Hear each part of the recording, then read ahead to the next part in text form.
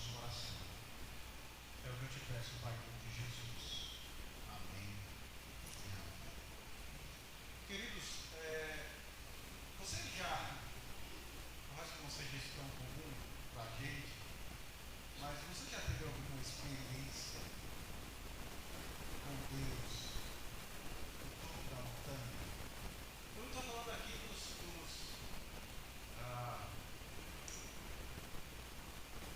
legendários, estou falando aqui dos legendários, tá?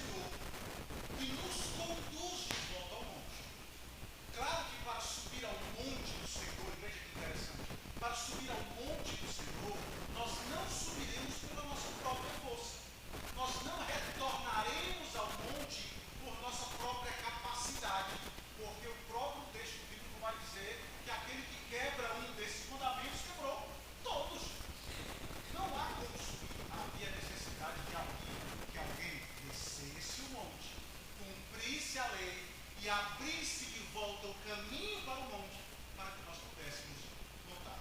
É tanto que, quando o homem é expulso do jardim, o que Deus coloca nos portões do monte para que o homem não retorne mais? Ele diz que ele coloca guardas com espadas planejantes, dizendo: vocês desobedeceram e agora vocês não podem mais entrar. E quando o Filho de Deus desce o monte, cumpre a obra, cumpre a lei perfeitamente, retorna ao monte do Senhor, ele diz assim: a partir de agora, vocês, protetores, guardas, não precisam mais fazer essa proteção, porque eu cumpri a lei. E agora todos que voltarem, confiados em mim, eles terão acesso. É tanto que a Bíblia diz que quando o pecador se arrepende, há o quê? A festa nos céus, os anjos se alegram, eles não estão mais ali para proteger a entrada, porque o sangue do Senhor cumpriu as diretrizes, as normas para nós. Só que aqui nós estamos exatamente nesse momento de transição da história, onde a lei é dada para nortear a vida do povo. Deus aqui, nesse instante, no monte, está revelando qual é o seu propósito, qual é o objetivo da vida do homem em sua jornada de peregrinação até o retorno. É agradar aquele que o salvou. Então, a ideia central é que a nossa resposta, que a gente vai ver hoje, no que vem, que a nossa resposta à ação graciosa de Deus deve ser obediência e reverência para com Ele, sempre. Para que o nosso proceder, de fato, revele o nosso amor àquele que nos salvou. E olha que detalhe interessante, aqui em Êxodo, capítulo 19, nós chegamos à segunda divisão principal do livro. É dividido basicamente em três grandes divisões que você vai ter. E você, do capítulo 1 ao capítulo 18, você tem a história da libertação, você tem a história do resgate. A partir do capítulo 19, você tem Deus direcionando, endireitando os olhos do povo para se desprender do Egito, se desprender do período da escravidão, olhando para a expectativa da terra, para a expectativa da promessa. E é alimentar essa expectativa que é essencial na vida. E você vai perceber alguns detalhes, tanto hoje pela manhã como hoje à noite, que é crucial para a nossa vida, que nós não podemos desprezar, que nós não podemos esquecer, para não tropeçarmos e ficarmos pelo caminho. Nós vamos avançar agora, justamente nesse instante em que a diretriz ela é apresentada. E o propósito da diretriz, inicialmente, claro, é apresentar as normas, mas acima de tudo, apresentar um ponto crucial que não pode fugir da nossa mente, que é a santidade daquele que nos salvou. O Deus Santo exige que santo se aproxime. E essa é a ideia da lei. Essa é a ideia da lei, mostrar quem Ele é, apresentar sim quem somos e a necessidade de uma aproximação a Ele, de que aqueles que se aproximam dEle precisam ser revestidos dessa santidade para estabelecer um relacionamento perfeito, glorioso, grandioso, que de fato aqui hoje é uma imagem muito pequena do que se revelará na eternidade. Então nós estamos aqui ao pé do monte. E veja que detalhe interessante. Como eu sempre digo, nada na Escritura é por acaso. Nada absolutamente. Tá? Quando você se depara com números, quando você se depara com eventos, quando você se depara com circunstâncias que às vezes parece tão banal, não banal, mas uma informação que passa despercebido, nada na Escritura é assim. Você tem a ideia do princípio da santidade para se relacionar com Deus, sendo apresentada, quanto tempo depois que ele saiu do Egito? 3 meses. 3 meses para a apresentação da santidade, 3 meses para a apresentação daquilo que de fato o Senhor exige. Depois você vai ter alguém que vai permanecer 3 dias morto, para que a santidade, para que a vida de santificação seja garantida a você, para que você tenha acesso ao Senhor. Então você tem um detalhe sendo apresentado. E naquele encontro com Deus, mas veja bem, naquele encontro com Deus, Deus promete algo a Moisés muito importante. Deus promete a Moisés que Deus ele estabelece a Moisés o que é necessário para se andar com o povo. Porque veja, o Egito ficou para trás. Nós já temos aqui 3 meses, apesar que 3 meses para o nosso coração, ele é muito, ele não é tanto tempo assim. Porque na verdade, desde o momento em que o povo saiu do Egito, nós estamos estudando aqui, a cada passo dado para o povo, parece que eles nunca tinham visto nenhum poder manifesto de Deus. Porque reclamações, murmuração, ingratidão, abandono. Mas perceba que Deus havia dito, lá em Êxodo capítulo 3, que estaria com o povo todos os instantes. E que o verdadeiro sinal, está lá em Êxodo capítulo 3, verso 12, e que o grande sinal da libertação está relacionado à adoração. Deus disse: eu vou libertar vocês para me adorar no monte. O propósito da jornada era esse. Agora nós chegamos a esse instante. Nós estamos ao pé do monte para entender o princípio da adoração. E Deus agora vai dar aquilo que vai nortear a adoração de todo aquele que foi liberto e chamado por Ele. Deus cumpre a sua promessa. E perceba os detalhes dessa aliança. Perceba os detalhes dessa promessa. Deus salva graciosamente aquele povo, para que esse povo seja propriedade exclusiva, um reino de sacerdote e uma nação santa. Não é isso que diz o texto? Olha, 19, verso 4 e verso 6. E perceba os detalhes que Deus dá aqui. Deus diz: Moisés, diga ao povo: vocês mesmo viram o que fiz aos egípcios, como os levei sobre asas de águia e os trouxe para mim.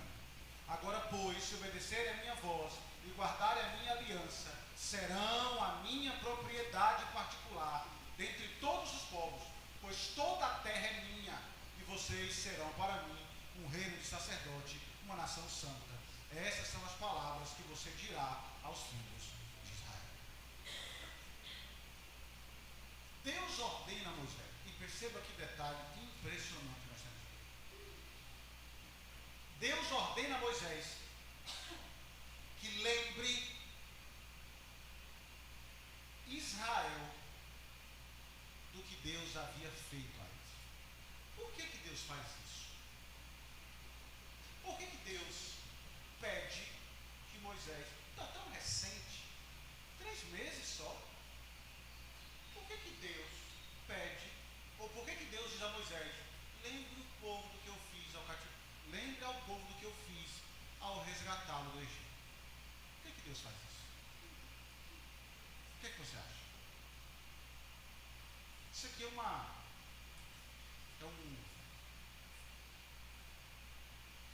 agressão, de forma boa, não de forma ruim, mas é uma agressão ao nosso coração teimoso. A firmeza da nossa caminhada, a firmeza na nossa jornada está diretamente relacionada a uma lembrança de quem Deus é e do que Deus tem feito em nossas vidas. O que é ingratidão? Não é esquecer não reagir de maneira amorosa, cuidadosa a alguém que fez algo por nós? Quantas vezes nós dizemos assim: como eles foram capazes, ou como ele foi capaz, como ela foi capaz depois de tudo que eu fiz? Ingratidão está diretamente relacionada a se esquecer do que Deus fez na sua vida. Mas perceba a capacidade do pecado. O pecado, ele é extremamente danoso, corrupto, enganoso. O nosso coração é contaminado pelo pecado. E sempre que nós permitimos, e aí a responsabilidade é nossa, porque nós permitimos que o nosso coração se esqueça do que Deus tem feito por nós.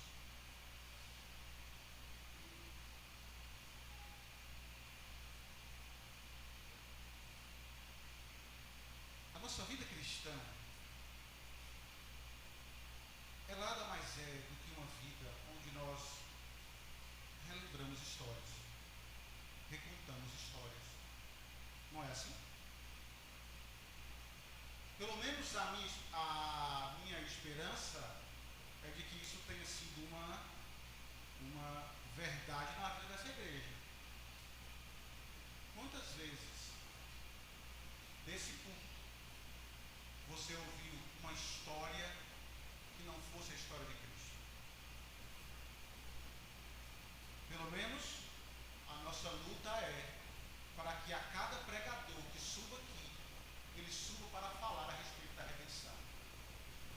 Eu não subo para falar da minha vida, eu não subo para falar das minhas conquistas, dos meus planos, dos meus sonhos. Eu subo para falar da redenção.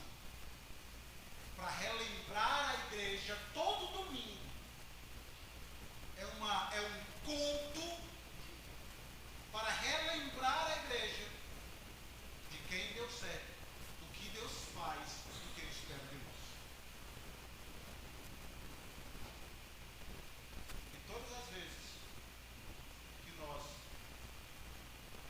não nos colocamos à disposição para ouvir as histórias,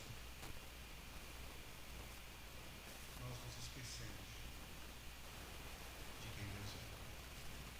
O que Deus está dizendo 3 vezes: diga a Israel, lembre-os do que eu fiz.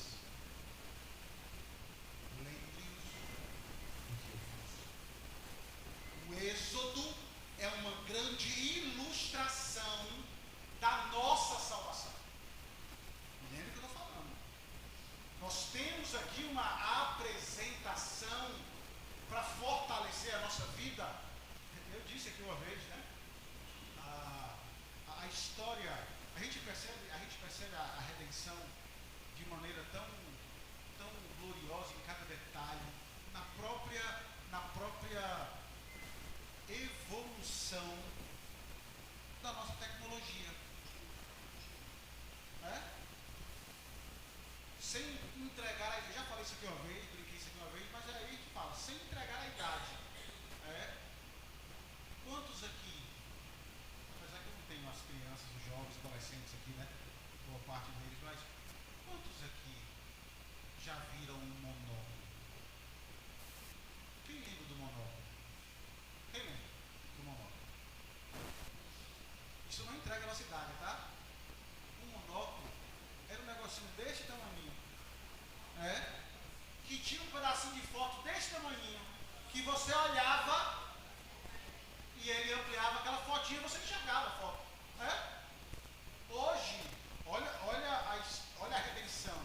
Hoje nós temos telas de 70 polegadas, de 100 polegadas, que se você tocar, você faz assim, ó, e ela vai expandindo. Cada história da Bíblia, à medida que o tempo vai passando, revela essa evolução da imagem. O monóculo lá atrás do Êxodo, e à medida que as telas vão aparecendo, hoje, a redenção, a eternidade, se você expandir cada página da Bíblia, você vê de maneira clara a glória. Nós não somos. Não há desculpa. Mas Deus está dizendo, lembre a Israel. Lembre a Israel o que eu fiz. E veja um detalhe. Deus usa uma imagem que eu fiquei curioso. E aí eu fui olhar alguns escritores, ver o que ele dizia sobre isso. Porque Deus diz que tendes visto o que fiz aos egípcios, como vos levei sobre asas de águia. Como assim, sobre asas de águia? O que é que você pensa que é isso? Eu fiquei curioso, como asas de águia, o que é que isso tem a ver com a história? Mas, olhando, se de fato é o que os escritores dizem, tem tudo a ver. O que você acha que é? Um escritor diz assim, quando os pássaros vão ali aprender a voar, as mães empurram ele do penhasco. E eles não sabem voar. E eles vão caindo, e quando eles não voam, ele vai lá, pega, traz de volta, bota lá em cima e empurra de novo. Não é essa a história que a gente vê acontecendo? Deus tira do Egito, dias depois, o faraó está no encalço deles. Mas Deus vai e pega e libera. Passa o mar, Deus empurra de novo, olha a sede, cadê a água? E quando eles estão para morrer, Deus vem e... Porque a ideia é preparar para que eles voem, como deve ser. Preparar para o momento em que Deus estabeleceu para esse povo. E a ideia central é que, olhando para o resultado, o povo merecia ser deixado cair e estatalar-se no chão. Porque as reclamações, a murmuração, a maneira como eles foram conduzidos foi algo terrível. Nós, por muito menos, pelo que se ouvíssemos o que o Senhor ouviu, nós estenderíamos a nossa mão para pegá-los e quando chegasse perto a gente tiraria e falaria, ops, caiu, eu tentei. Mas com Deus não é assim. E isso é impressionante. Porque, por mais, eu preciso que você veja a verdade por trás disso. Porque se Êxodo é uma grande imagem da libertação, a manifestação do Yeshua, da salvação de Deus, ela aponta para nós a responsabilidade que temos. Porque nós descansamos de que a salvação é pela graça. Um conceito extraordinário, é verdade. Mas nunca se esqueça de que a sua salvação, antes de mais nada, ela é pelas obras. Pelas obras. Não sua. Porque alguém tem que fazer alguma coisa para você ser salvo. Desde o Éden, a salvação é pela obra. O Filho de Deus teve que realizar a obra para que você pudesse ser salvo pela graça. E a ideia central é justamente nos mostrar essa realidade, nos lembrar do que Ele fez, para que a nossa vida, para que a nossa trajetória possa ser movida por quem Ele é e pelo que Ele fez. Nós precisamos trazer à nossa memória aquilo que nos dá esperança. Nada é por acaso. Aquele que não conhece, o Noval sempre diz isso, aquele que não conhece a sua história e a história de todas as coisas, está sempre fadado a repetir.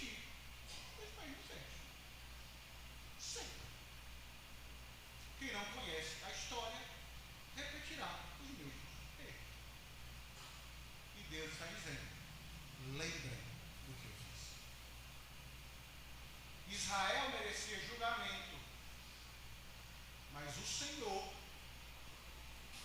salvou aquele povo. E olha que detalhe, Deus disse: eu vos trouxe para mim. E aqui nós temos algo muito importante.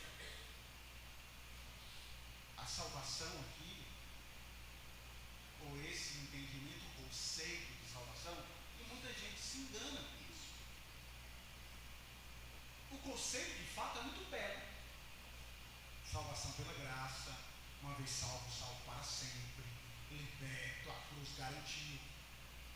Todo esse conceito de fato revela o ato soberano, glorioso de Deus, que revela como Ele resgatou pessoas, salvou pessoas. Mas perceba que existe ligado a responsabilidade humana que é apresentada. Quando Deus disse: ande conforme os meus estatutos, eu lhe salvei para ser uma nação santa, um sacerdócio real. A ideia central é que aquilo que eu faço, ou a maneira como eu vivo, demonstra de maneira visível aquilo que está dentro do meu coração. Você entende isso? Pelos frutos se conhece a árvore. Estávamos ao trabalho da UPH lá na casa do nosso irmão Roberto, há uns dias atrás. Nós estamos falando justamente sobre isso. E aí eu citei o exemplo da figueira. Lembra de Jesus e a figueira? Jesus com os discípulos passando, indo para Jerusalém. Aí pelo caminho, uma figueira bonita, cheia de folhas. E pelo estado dela, esperava-se frutos. Porque de fato ela apresentava seiva, vigor, uma beleza sem igual. Aí Jesus disse: vamos lá. O Senhor não tem fruto nenhum. E Jesus disse assim: o grande problema é que às vezes a própria religiosidade, a própria religião pintou um Jesus domesticado, quase que aquele Jesus de algodão doce, que, na verdade, não é assim que a Escritura pinta. Jesus olha para aquela figueira e diz: nunca mais, maldita, nunca mais haja fruto. E no outro dia, a figueira estava seca. Não adianta conhecer. Não adianta conhecer os mais complexos conceitos da teologia. Há uma necessidade de vida. É vida que se exige. Deus disse: eu estou salvando vocês para ser um reino de sacerdote, uma nação santa, separada, exclusiva para mim. Dentre todas essas nações, porque a terra é minha, tudo pertence a mim. Até os reinos do mundo pertencem a mim. Eu sou dono de tudo. Faço o que quero com o que é meu. Mas vocês são separados. Vocês precisam mostrar a esse mundo ímpio que existe um Deus que exige santidade, para mostrar que não há desculpas para tais atos, para tais procedimentos. E essa imagem ela é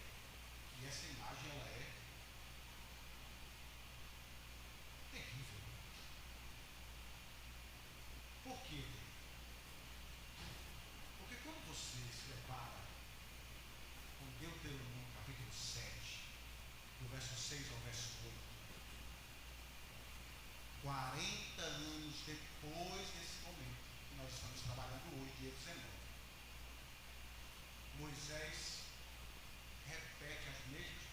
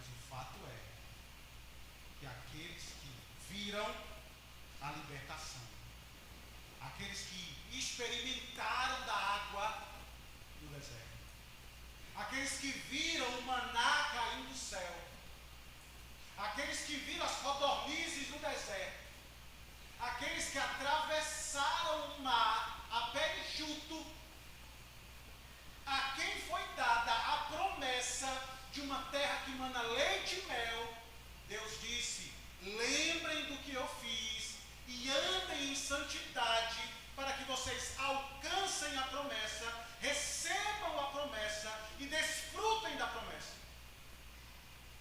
Mas quando eles vão chegar perto da promessa, não tem mais ninguém. Todos ficaram por lá. Isso é pesado.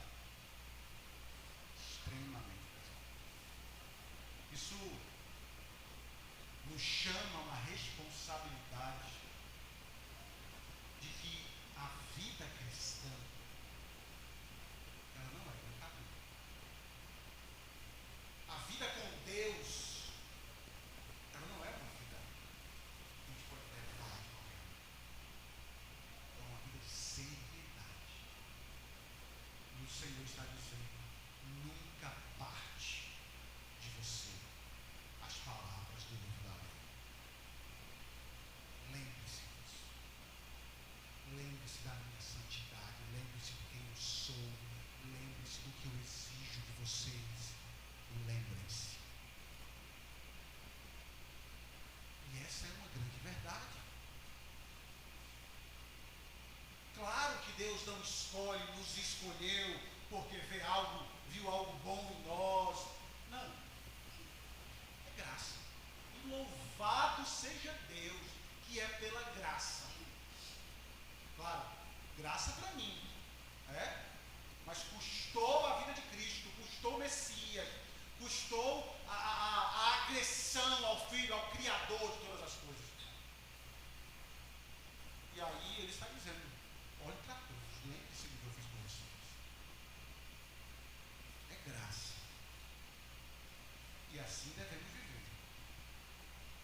Porque a graça, ao entender isso, ao trazer à minha memória essa verdade, isso me coloca em um relacionamento de aliança exclusiva com Ele. E veja que, se você pegar os detalhes desse capítulo, você vai perceber que existem estipulações de Deus a esse povo. Parece que é um contrato de fato. É como se Deus descesse do céu um contrato dizendo: Moisés, já está assinado. Agora viva, cumpra.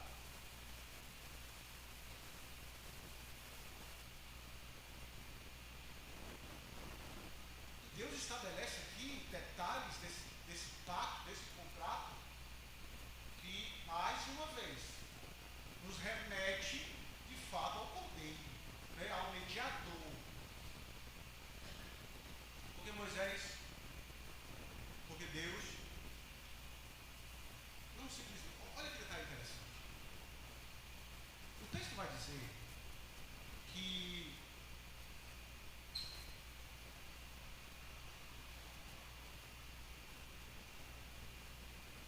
Deus chama Moisés para subir ao monte. E Deus desce ao monte para falar com Deus. Deus estabelece um relacionamento de mediação. Deus não chama o povo. Deus chama Moisés. Dizendo: Moisés, você será o mediador dessa aliança. E é isso que vemos. Veja o verso 20 de Êxodo 19. Olha o que diz o texto: descendo o Senhor para o cimo do monte Sinai, chamou o Senhor a Moisés para o cimo do monte. E Moisés subiu. Deus não habitava no topo daquele monte.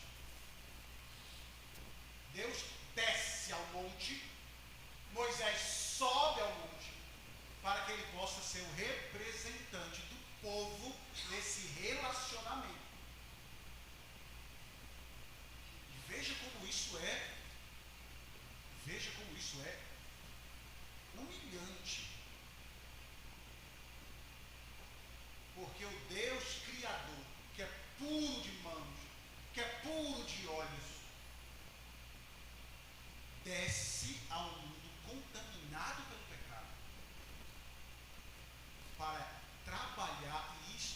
ser um meio de nos resgatar desse mundo mal e nos levar para o Monte Santo. A salvação pertence ao Senhor.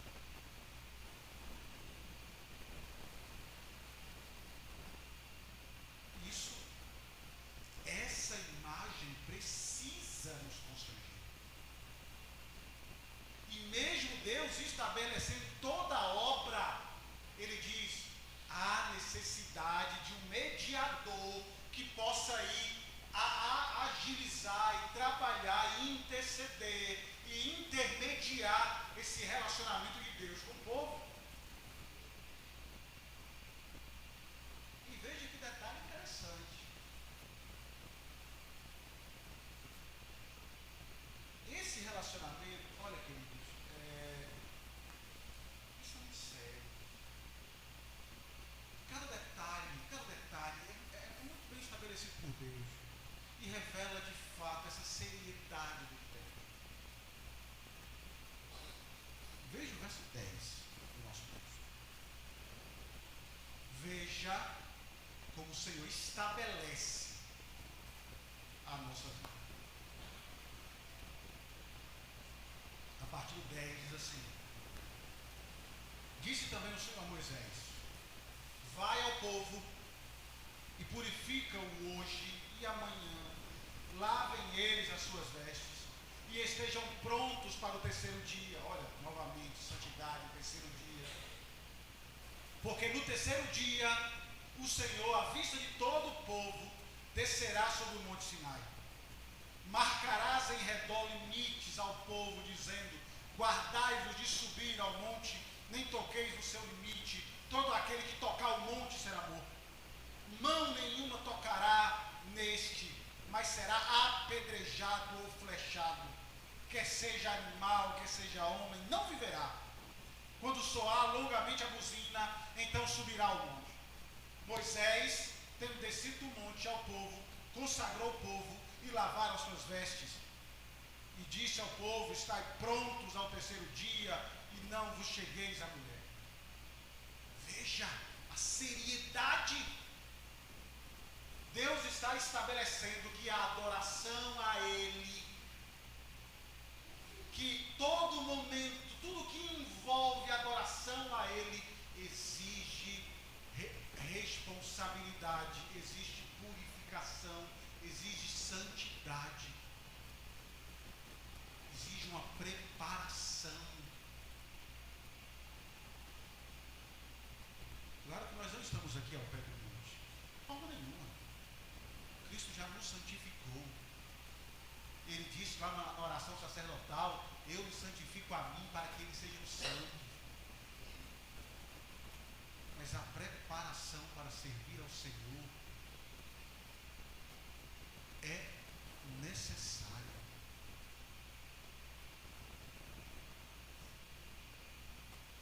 Às vezes, como eu sempre falo, tratamos o dia do Senhor como um dia qualquer. Não nos preparamos para o dia do Senhor. Acordamos quase que em cima da hora. Esquecemos que hoje é um dia santo. E às vezes tratamos esse dia como o mundo trata. Deus estabelece esse momento para trazer à nossa memória a redenção. Nós não podemos tratá-lo como um dia qualquer. Exige seriedade, responsabilidade.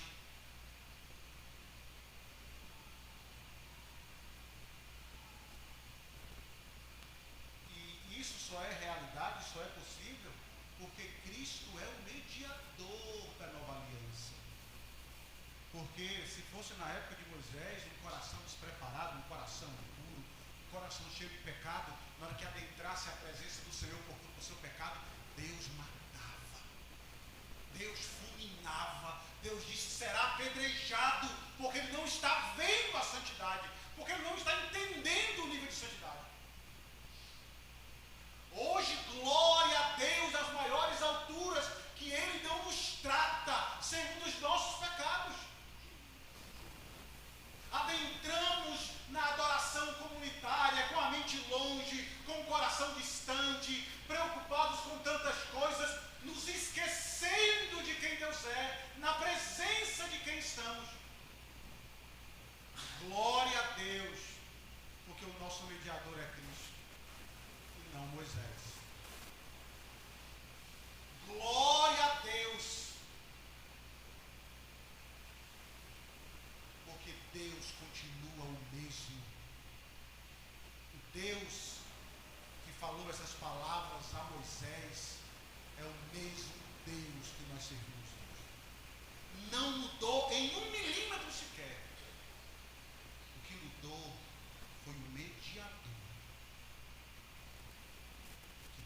costas mais largas que nos protege.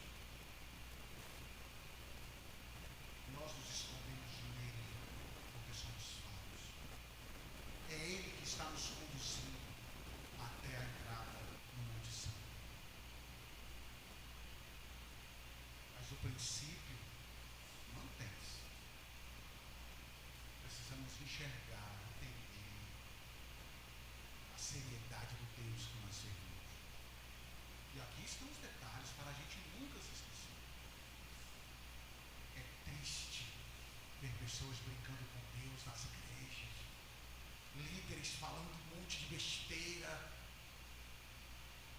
igrejas, pessoas fazendo loucuras. Mas a Bíblia diz que de Deus não se zomba. De Deus não se zomba. Deus exige santidade no seu povo. E isso é tão sério que às vezes trazemos à tona apenas dizendo assim: não, essa ideia é coisa do Antigo Testamento. Deus disse que sede santos como eu sou santo, é coisa do Antigo Testamento. Mas essas verdades foram repetidas pelo Senhor, pelos apóstolos. Santidade é um fator visto, essencial, luta por ela na vida do crente. E é tão sério, mas tão sério, mas tão sério, que o autor aos Hebreus diz assim: nunca se esqueça, sem santidade ninguém verá o Senhor. Você percebe isso? Você vê a grandeza da orientação. Deus fez tudo isso para ensinar a Israel que Ele é santo e que existe um abismo intransponível entre eles e os pecadores. Que para que esse abismo fosse separado, havia necessidade de um mediador se colocando sobre o abismo para que a gente passe.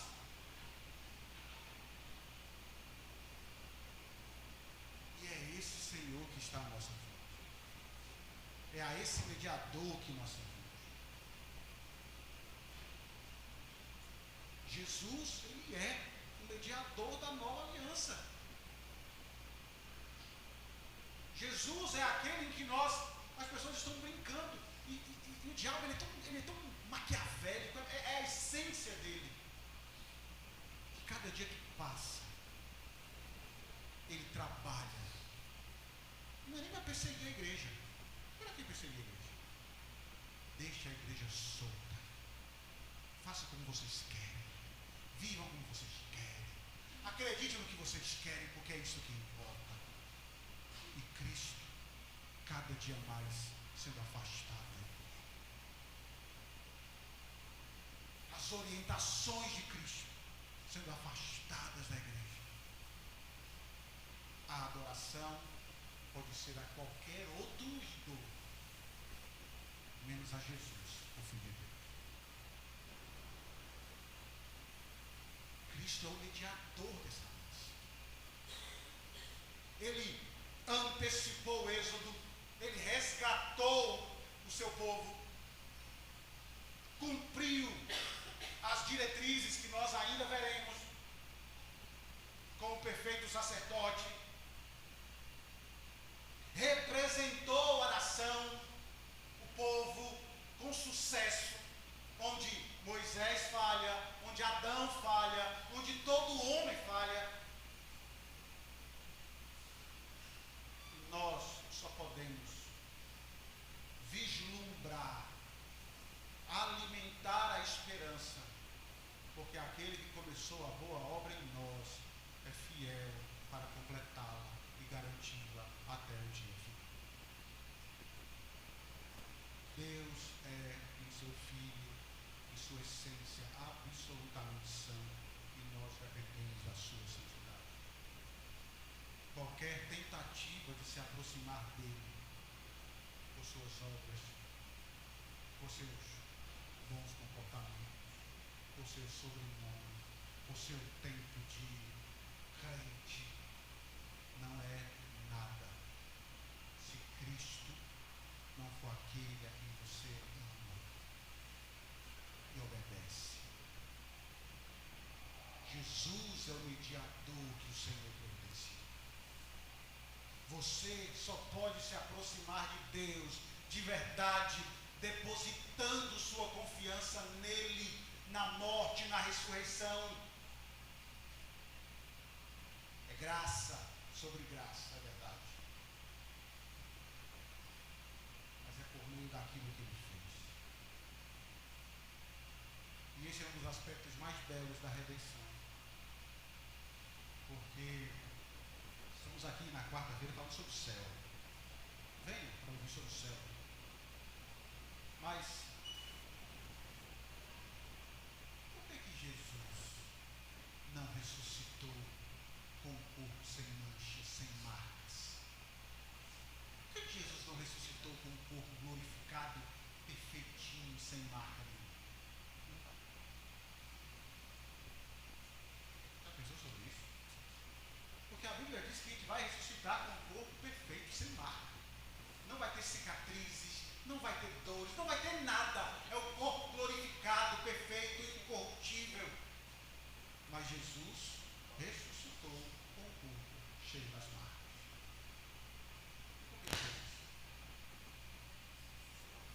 Para mostrar para nós o que custou o nosso corpo perfeito. Obra dele, sofrimento. E ainda hoje ele carrega essas marcas para mostrar para nós o preço da nossa redenção. É pela graça para nós, sim. Mas ao olhar para ele, para as suas mãos, a gente percebe que sim, foi por uma obra gloriosa que nós alcançamos a redenção. O propósito de Deus para Israel e para nós é que sejamos uma nação santa nessa terra. Uma nação que ama a santidade, que preza pela sua palavra, que luta pela sua palavra. E não podemos andar. Não podemos andar de qualquer forma. Temos um privilégio sem igual, incomparável. Mas isso exige de nós uma postura nesse mundo que de fato revela quem somos. Antigamente, eu me lembro de um caso, lá em Teresina, estava no seminário. Aí um dia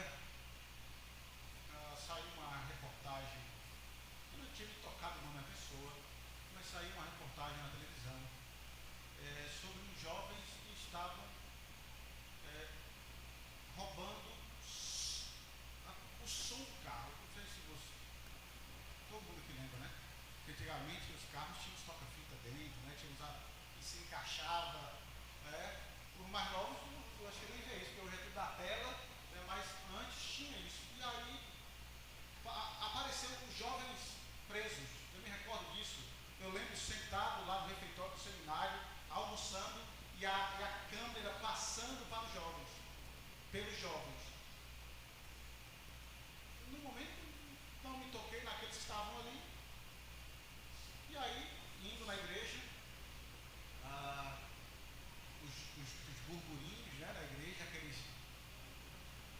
E aí, eu vi alguém comentando, mas que tristeza para o pai. Porque a família de um deles era da igreja. Ele falou, que tristeza para esse pai.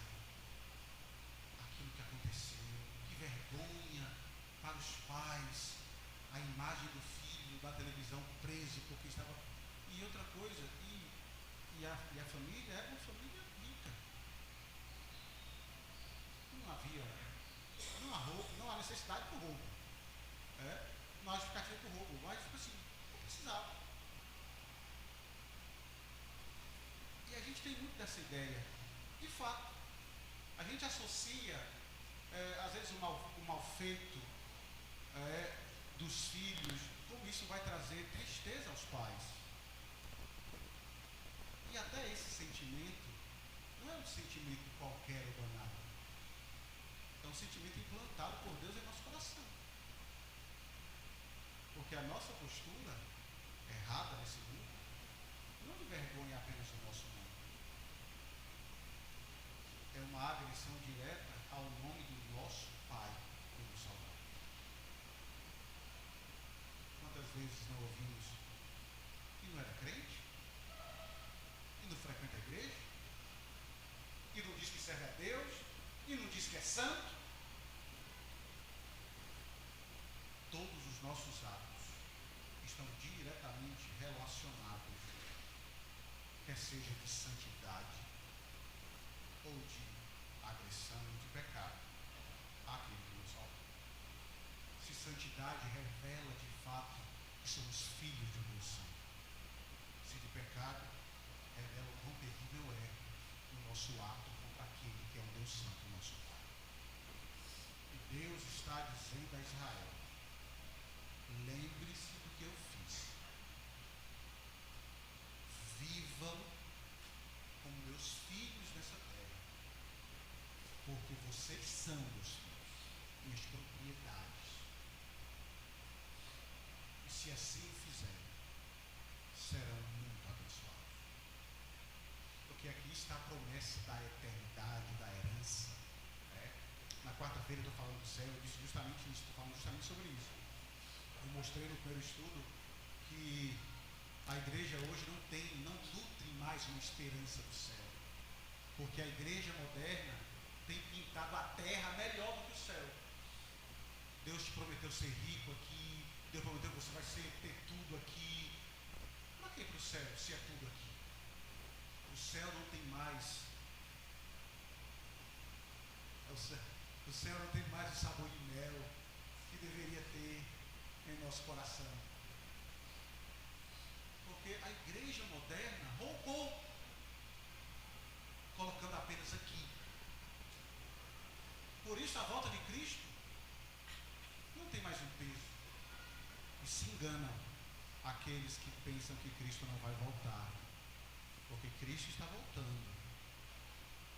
Jesus disse: vocês olham para os céus, para os sinais, e sabem quando plantar, quando vai chover. Por isso eu vos digo: olhem para os céus e vejam os sinais, porque eles falam a respeito da vinda do Filho do Homem. Cristo está voltando. E nós precisamos viver como filhos enquanto aqui estiver. A orientação é essa. A salvação, a libertação é justamente uma instrução de como nós devemos viver até o dia de colocarmos os nossos pés na terra prometida. Todos nós, sem exceção, precisamos ser separados, distintos, diferentes desse mundo. Como diferencia? Se eu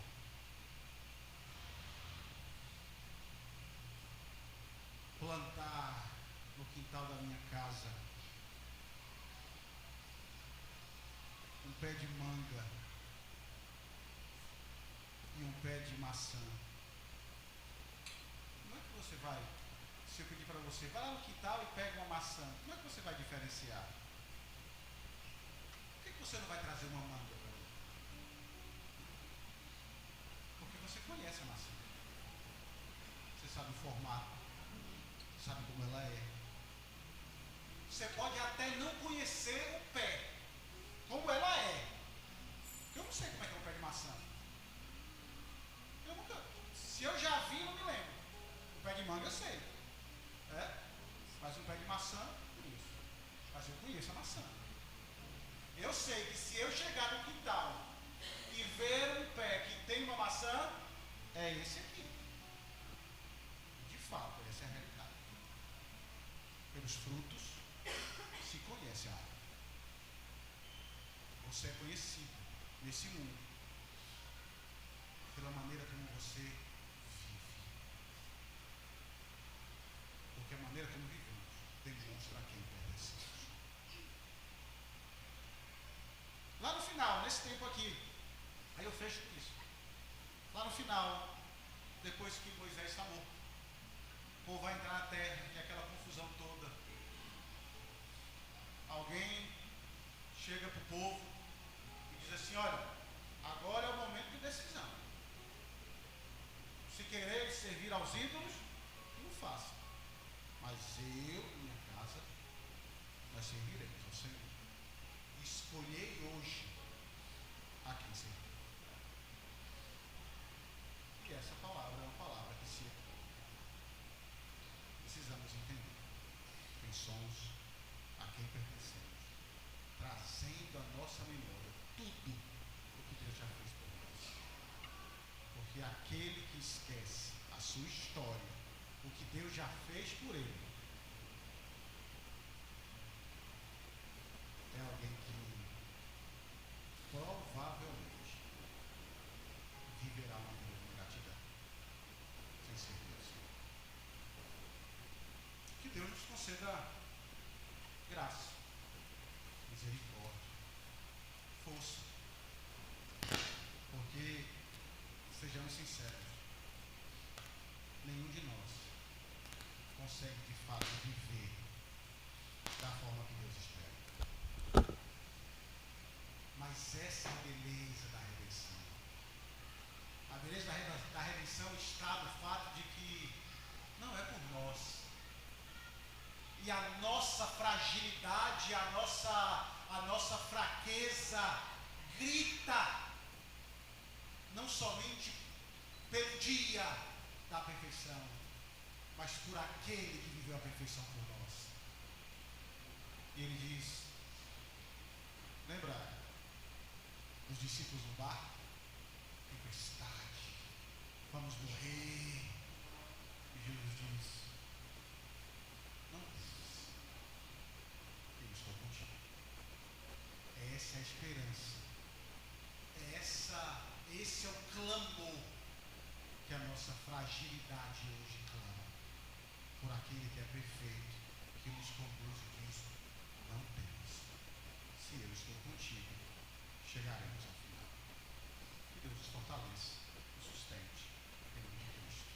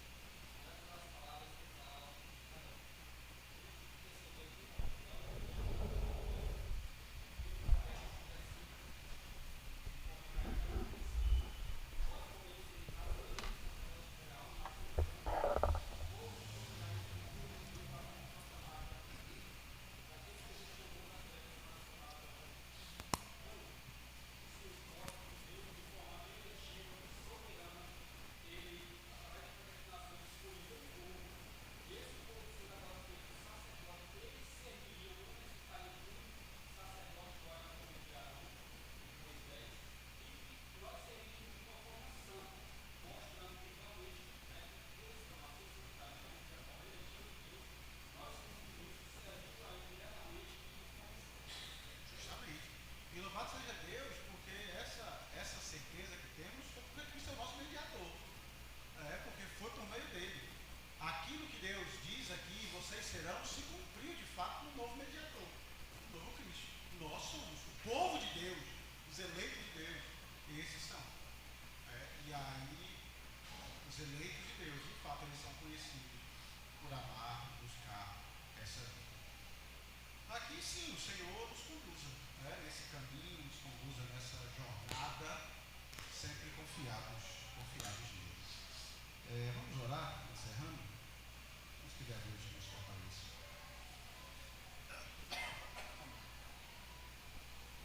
Graças te rendemos, ó Deus Todo-Poderoso, Criador dos céus e da terra, por tão grande verdade. Obrigado, Senhor, porque se dependesse de mim, dos meus pensamentos, das minhas obras, Senhor, que seria de mim, pobre pecador? Merecia a condenação, mas o teu amor é tão glorioso, tão misericordioso, que me alcançou, que nos alcançou em nossas fragilidades, em nossos erros, nos resgatou do império das trevas, nos transportou para o reino da sua maravilhosa luz, nos deu vida, e hoje somos novas criaturas. Por isso, Senhor, nunca me deixe de esquecer o que o Senhor fez por mim. Nunca nos deixe esquecer o que o Senhor fez por nós.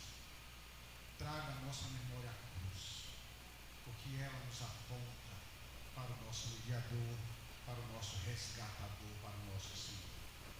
Traga a cruz, que vivamos por esse motivo, que sirvamos ao Senhor com esse propósito. Essa oração que te faço, no nome que está acima de todo nome, nome santo e glorioso de Jesus. Amém. Deus abençoe, queridos.